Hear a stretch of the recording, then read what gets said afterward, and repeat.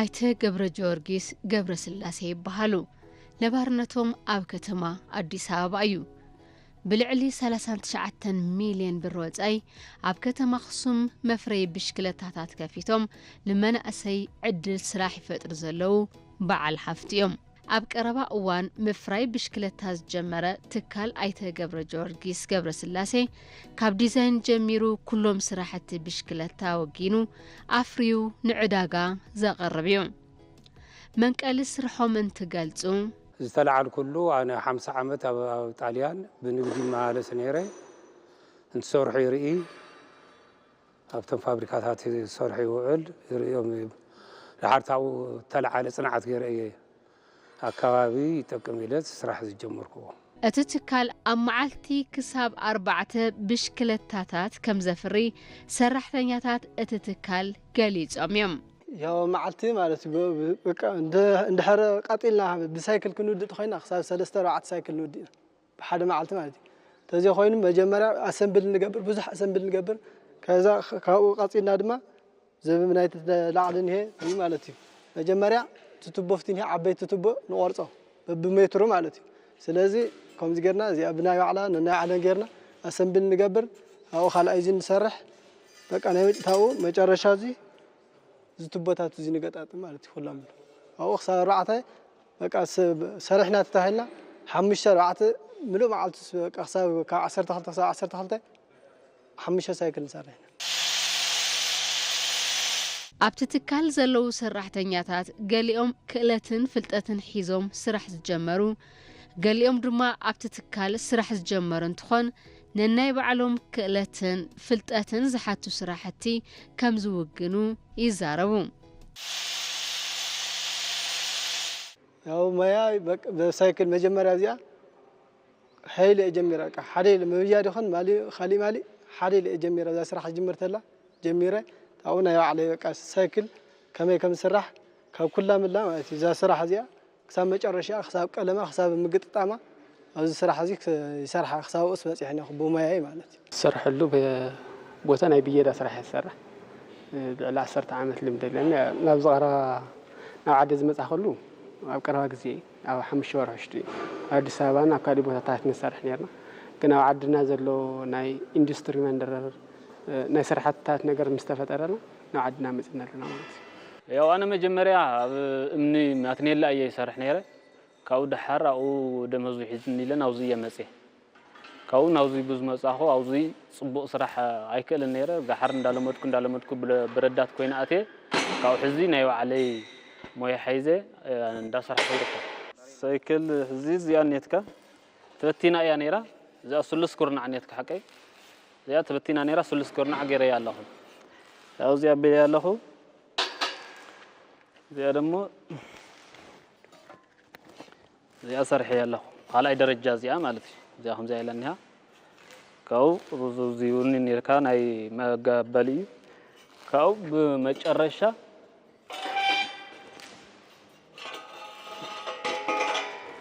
زي أدمو ودي ناب قلم يا صد حج زيا ودي يا أوردي ناب قلم يا تخيت كل زيون قتيم الله زيون كل زينا نايفريانات زي قتيم هو زياون ريحايا نايفريانن كستين تجارات الله زيا نام قلم بقى نام قلم تقلماس ناب مقطم يا خرز الله زي حس يا السرح مسرحتات زم ساكلات تريد لها تبوتات زخابنيو بشدش مترو يمثلنا خد دقة قراريتنا بمسار بتنا ساكل مسار ديزاين مسارات كع على نسرح مالتي تنبرتها كع بعد 25 له بعد 3 له تكنوسم كع رجورت تكنسات اللي كعهم كاب تشاينا زموت سايكلات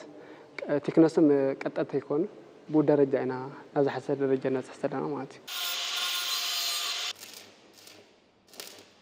ኣብ ዝተፈላለዩ ስራሕቲ እንዳነጠፉ ጻኒሖም ኣብቲ ትካል ዕድል ስራሕ ዝረኸቡ መናእሰይ እውን ሰሪሖም እናብሮኦም ከም መሓይሽ ምኽኣሎም ከም ዝሕገሶም ይዛረቡ ያው ኣነ ኣውዚ ስራሕ ዕድል ብምፍጣረይ ናይ ብጣዕሚ ሓጎስ ተሰምዐኒ ምክንያቱ ካብዚ ክንደይ መከራ ሓሊፍካ ካብ ክንደይ ፀብ ሓሊፍና ናውዚ ስራሕ ምፍጣርና ብጣዕሚ ሓጎስ ተሰምዐና ኣነ ስለዚህ ስራሕ እዚ ማለት ሕና ጀሚርና የንለና ኣብዙ ኻብ ዘሎ ደሞ ኸማና ወይ ብኻሊእ ደረጃ ብዙሕ ክስታያት እንዲ ዘሎ ብኡታት ደሞ ስራሕ ክፍጠር ኣሎ ወይ መጀመርያ ንኣቶ ገብረ ጀወርግስ ከመስግን ይደሊ ነዚ ድርጅት እዚ ከፊቶም መንእሰይ ትግራይ ኣብ ስራሕ ንኽውዕል ዓብዪ ኣስተዋፅኦ እዮም ገይሮም ካብዚ መቕፃል ስራሕ እዚ ብሳይክል ጀሚሩ መጀመርያ ብመኪና እጀ ተጀሚሩ ነይሩ በዚ ዝኒሀ ምንዛሬና ብዘጋጠመ ኩነታት ብሳይክልና ገጢምና ጀሚርና እምበር ቅድሚትስ ካሊእ ሓሳብ እቲ ስራሕ ማለት ብሞተር ዝሰርሓ ሳይክል ምናምን ከምኡታት እዩ ንቐፃልስ ብዙሕ ስራሕ ይክስራሕ ታብኡ በዚ ጀሚርና ድማ ብጣዕሚና ደስተኛታት ሕጉሳት ኮይና ኢና ንሰርሕ ያው ብሞያ ኣብ ዓዲ ከምዚ ዓይነት ስራሕ ዕድል ምፍጣሩ ሓደ ካብ ቤተሰብ ሪሓ እውን ይሰርሕ ስለ ዝነበርኩ ናይ ቤተሰብ ፍቅሪ እውን ንረክብ ኣለኹ ምስ ናይ ዓዲ ዕብየት እውን ንረክብ ኣለና ካልኦት በዓል ሃፍታት ከም ኣባ ገብረጊዮርጊስ ዝበሉ ካልኦት ኢንዱስትሪታት ከፊቶም መሓዝትናን ካልኦት ወለድትናን ናብ ስደት ዝኸድሉ መንገዲ ክቋርፅ ዝብል ግምት እዩ ዘለኒ በዓል ሃፍታት ከምኡ ገይሮም እውን ናብ ዝሓለሸ ደረጃ ልምዓት ክበፅሑ ዕድል ዘለና ቶም መናእሰይ ንቐፃሊ ዓርሶም ክኢሎም ንኻልኦት ከምኦም ዝበሉ መናእሰይ ዕድል ስራሕ ክፈጥሩ ትልሚ ከም ዘለዎም እውን ሓቢሮም እዮም ሕልመይ ኣብዚ ሕዚ ስራሕ ጀሚረ ኣለኹ ካሊእ ከዓ ካብ ዝሓሸ ደረጃ ከዓ ናይ በዓል ካፊትና ገንዘብና ጠራቂምና ናብ ዘይኮነ ካብ መስተን ካሊእ ሱስታትን ኣድሕና ናብ ዝሓሸ ደረጃ ንምብፃሕ ዕልመ ዘለኒ ካብ ስራሕ እዚ ዝወስዶ ንቐፃለ ህይወተይ በዚ ስራሕ እዚ ክቕፅል ይደሊ በቃ መምርሒ ናብራይ መምርሒ ህይወተይ በዚ ስራሕ እዚ ኮይኑ ናይ ባዕለይ ኣውፅአ ድሕሪ ተወሰነ ዓመት ናይ ባዕለይ ስራሕ ኣውፅአ ከማይ ዝበሉ ምሳይ ክሰርሑ ዓብዪ ኣስተዋፅኦ ክገብር ሕልመይ ወይ ድማ ጋህደ እዩ ማለት እዩ ያው ኣነ ብሞያ ይሕጉስ እየ ምክንያቱ ኣብዚ ተቆፂረ ይሰርሕ ኣለኹ ድሕሪ ዓመት ወይ ድሕሪ 2 ዓመት ደሞ ናይ ባዕለይ ስራሕ ፈጢረ ያው ከማይ ዝበሉ ሓደ ስራሕ ዝሰኣኑ ብናተይ ሓሳብ ክሕግዝ እየ ዝብል ፕሮግራም ኣለኒ ንመናእሰይ ዘሕልፍዎ መልእኽቲ እውን ኣሎ ንኻሊእ መናእሰይ ከምዚ ከማይ ስራሕ ዝደሊ ሰብ ስራሕ ይስእል ስለዚ ክሰርሕ እየ ዝብል ተገዳስና ዓርሰ ግዴታት ሃልይዎ ኣብ መን ቦታ ክፍቲ እዩ በቃ ናይ ባዕሉ ድሌት ሃልይዎ ስራሕ ኩሉ ተኻእላ እዩ ዘይከኣል ሞያ የለን ስለዚ ካብ ባዕሉ ኣእሚኑ ርእሱ ኣእሚኑ ክሰርሕ እየ ተይሉ ዘይስራሕ ስራሕ የለን ኣነ ንመናእሰይ ዝምክሮም ናይ ስራሕ ንእሽተይ የለን ኢለ ዝኣምን ካብ ታሕቲ ጀሚርና ናብ ላዕሊ ክንከተልና እናተማሓሽና ኢና ንመፅእ ቅድሚ 10 ዓመት ዝሰርሕ ዝነበርኩ ስራሕና ሕዚ ዝሰርሕ ዘለኹ ስራሕ ዝተፈላለየ እዩ ናይ ስራሕ ንእሽተይ ከዓ ክንብል የብልና ካብታ ንእሽተይ ጀሚርና ናብ ዝሓሸ ደረጃ ናብ ማሽናት ምራት ኢና ናት ዘለና ኢቭን ርኦም ሕዚ ናይ ወፃኢ ምንዛሬታት ሕፅረታት ስለ ዘለዎ እምበር ቦዲታት ምናምን ሰሪሕና መኪና ምናምን ንምዝግጃው ኢና ሓሳብና ነይሩ ግን ናይ ሸርፍ ወፃኢ ከዓ ምስ ተማሓሻ ከዓ ልክዕ ናይ መኪና ስትራቴጂ ከዓ ንኣቱ ኣለና ማለት እዩ ስራሕ ኣልቦነት ዜጋታት ንምንካይ መንግስቲ በይኑ ብዝገብሮ ንጥፈት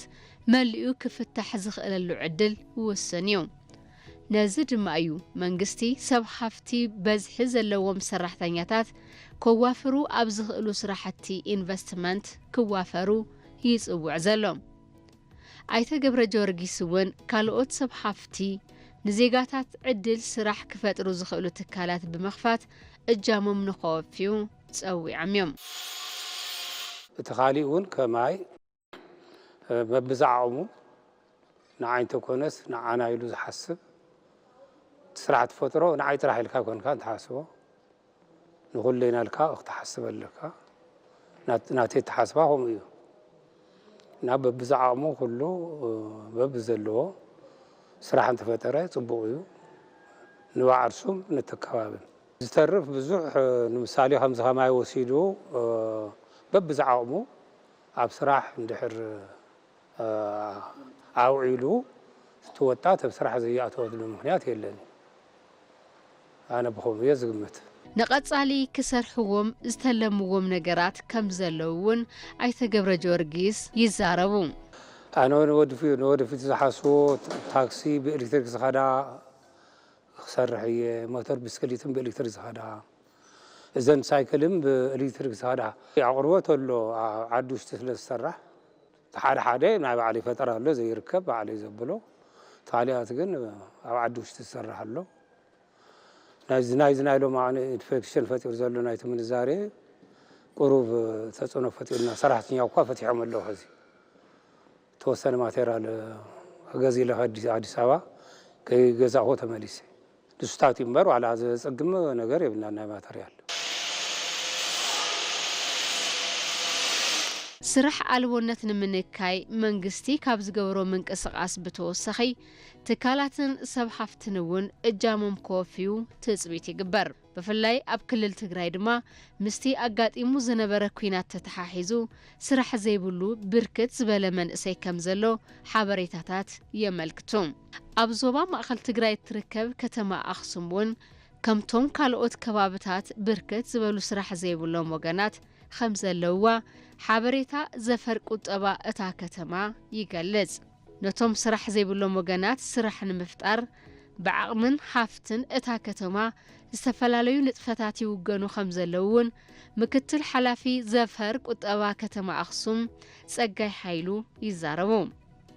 ኣብ 2016 ዓመተ ምህረት 2042 ንዝኾኑ ዕድል ስራሕ ከም ዝተፈጠረ ብምሕባር ኣነ 2016 ዝተፈጠረ ስራሕ ዕድል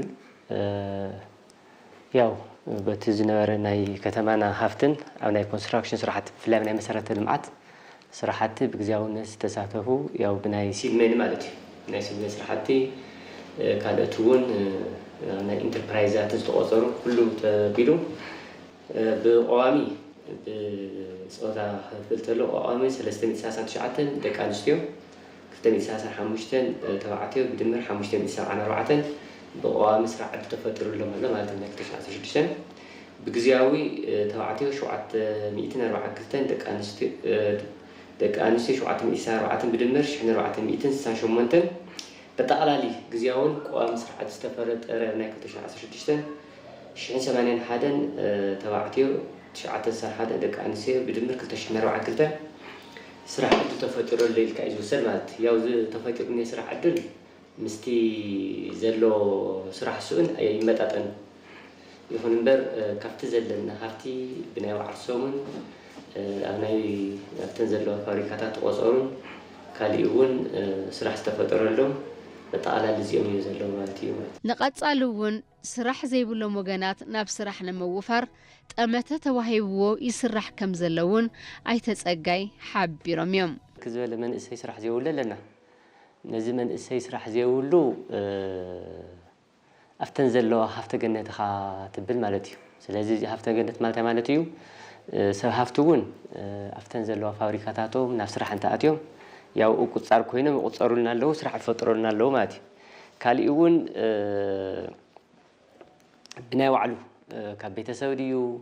كابزن ناي لزمن استسرح له ناي سيدمن زبل ناي أنا يسرحتي كاب انزر خبن 5 شحدين 4 شحدين